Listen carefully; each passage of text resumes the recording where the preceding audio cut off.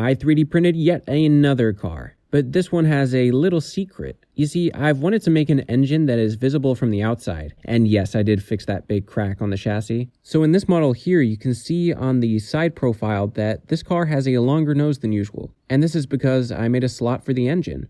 So this vehicle should in theory have a hood like the rest of my cars, but for now I wanted to try this little experiment. So you can see all the other little engine pieces here that I'm peeling off the build plate, and I hope you can forgive me for printing these in black. If I had gray filament on hand, I'd print the engines with that, but if you wait a second, you'll see that I try and make up for the coloring issue. But here it is in its full glory. You can really appreciate the massive beak I gave this thing, and as usual, I still haven't come up with a name for this car. Now, when I print out this little piece here, you can see with the grooves on the back, I can just slot in the engine. And I'll admit, there are a few details lost. And I'm not sure this model would be great for anything below 100% scale. If you've seen my videos before, you'll know how much I love making tiny versions of cars and trucks. I say that as if my cars aren't already tiny. But here you can see I have this hot rod looking nose that once again plugs into the engine slot. I wanted to make the most obnoxious engine piece I could. So here it is. Lastly, I tried making these pipes in alternating colors, and in the model they look really attractive, but in the actual model, well, not so much. They came out a little stringy and flat, but at least it looks like messy wiring. I think the chaos of the model certainly comes through here. So I did mention I came up with a sort of fix for the colors,